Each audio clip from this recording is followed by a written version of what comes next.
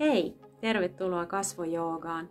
Minä olen Anne ja tämä on 10 minuutin kasvojoogaharjoitus, jonka voi tehdä vaikka joka päivä. Tai voit ottaa sieltä 1 tai 2 liikkeen intensiivisempään harjoitteluun. Tervetuloa mukaan. Pyöräytä ensin muutama kerta hartioita taakse. Ja jätä sinne rentouta. Sisään hengityksellä nosta kädet ylös. Paina hartiat alas, pitkä niska ja ulos hengityksellä nenän kautta paina kädet alas.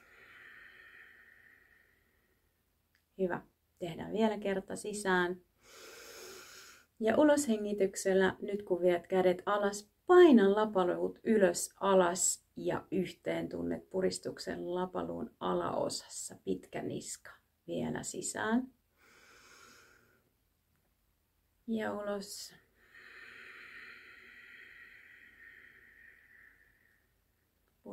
Purista lavat yhteen. Vielä kerta.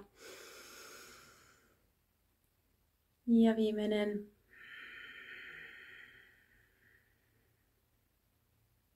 Ja hyvä. Rentouta. Pyöräytä muutama kerta hartiat. Ja jatketaan pään asentoa parantavaan liikkeeseen. Ja pään asentoa parantava liike on pieni, mutta tehokas. Käännyn teille näin päin, niin näette paremmin. Hyvä. Tässä on meidän alkuasento. Voidaan merkitä se sormella ja sisäänhengityksellä nenän kautta. Pieni liuutus päällä taaksepäin. Ja uloshengitys nenän kautta palautetaan. Ja nyt huomaat, että sormi olikin aika kaukana. Sen voi tuoda jopa vähän lähemmäs leukaa ja aloitusasento tästä. Sisäänhengityksellä taakse. Pieni liike ja palautus. Sisäänhengityksellä pitkä niska taakse. Tulee pieni kaksoisleuka, mutta leuka pysyy ylhäällä. Suorassa ja palautus. Sisään. Ja palautus. Ja nyt tarkista, että keho pysyy suorassa, ei lähde selkäkaarelle, vaan painat lapaloita yhteen, vatsalihakset tiukkana. Otetaan vielä sisään. Ja eteen. Jatketaan vielä 2 kertaa. Pitkä niska. Ja palautus. Ja nyt viimeinen kerta sisään. Hyvä. Ja nyt jätä tänne. Tunnet pienen jännityksen täällä niskassa. Yritä päästää mahdollisimman rennoksi niin, että pää pysyisikin siellä takana. Ja nyt huomaat, voit kokeilla. Täällä on pään kiertäjälihakset, kun kierität päätä kummallekin puolelle. Ajattelet tai huomaat, että pään kiertäjälihas laskeutuu täältä korvan takaa alas etuviistoon.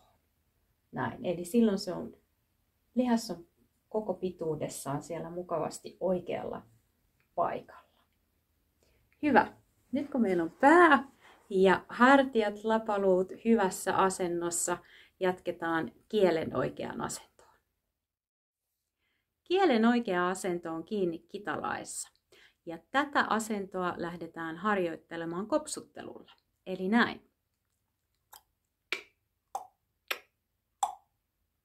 Tunnet, kuinka kieli liimautuu kiinni kitalakeen. Ei kosketa etuhampaita, vaan pysyy kitalain puolella. Yritä liimata koko kieli kiinni kitalakeen, myös kielen takaosa. Kokeillaan vielä kerran ja nyt jätä kieli kiinni kitalakeen ja avaa suu rennosti auki, hengitä nenän kautta sisään ja ulos. Eli näin.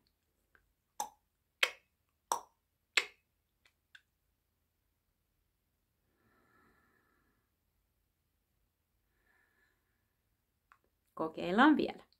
Kopsuttelu muutama kerta, jätä kieli ylös ja avaa suu.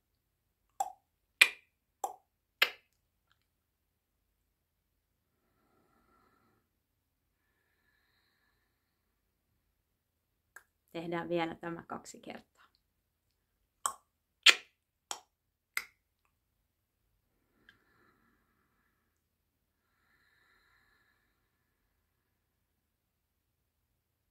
Ja viimeisen kerran.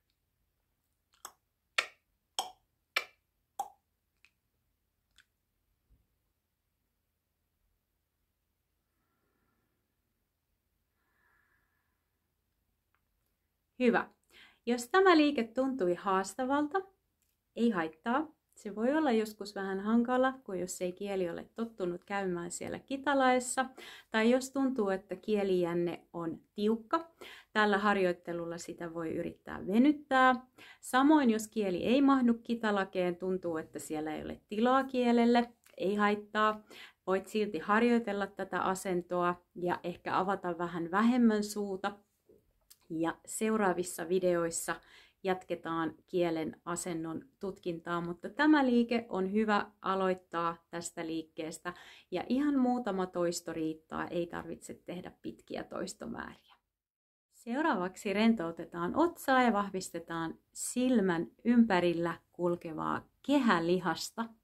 Ja nyt erityisesti seuraava harjoitus tulee tähän kehälihaksen yläosaan. Rentoutetaan ensin otsa, sivelet sormilla alaspäin ja voit jättää sormet kevyesti kulmakarvojen yläpuolelle. Avaat silmät auki ja tunnet voiman kehälihaksessa niin, että otsa pysyy ihan rentona, kulmakarvat paikallaan ja silmän kehälihas työskentelee. Avaat auki, katsot, että on ihan rauhallinen otsa. Ja rentoutus.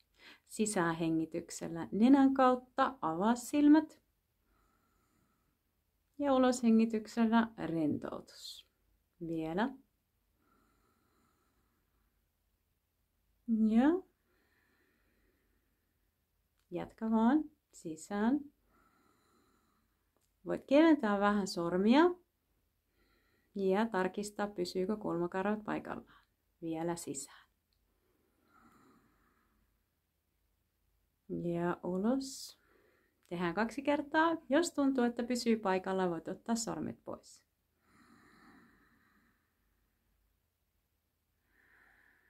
Ja viimeinen kerta.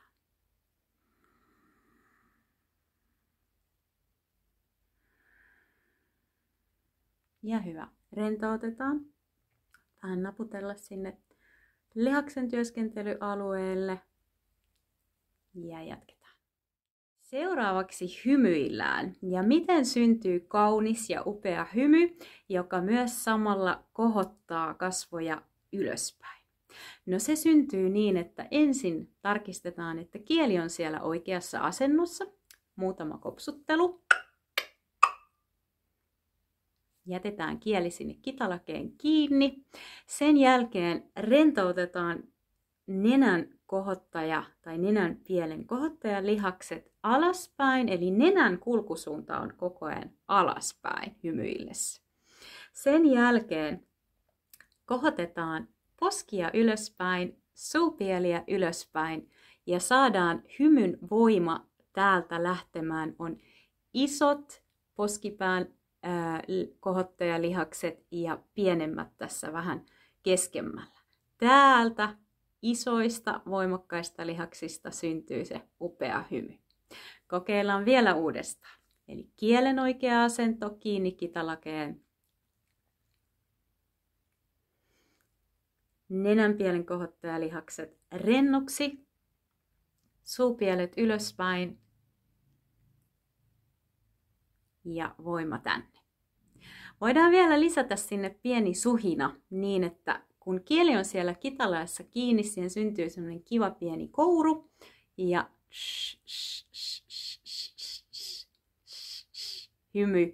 hymyillessä suhiset, niin saat vielä paremmin tänne isoihin lihaksiin tuntumaan. Eli kieli oikeaan paikkaan. Nenänpielen kohottajalihakset alas. Suupielet ylös.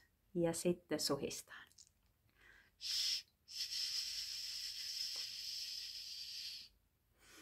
Ja hengitys nenän kautta sisään. Ja nyt muutama hengitys ja suhina omaan tahtiin.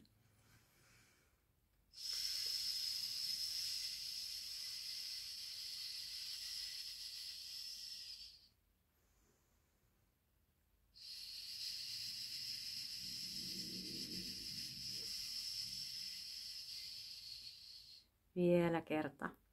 1 hengitys.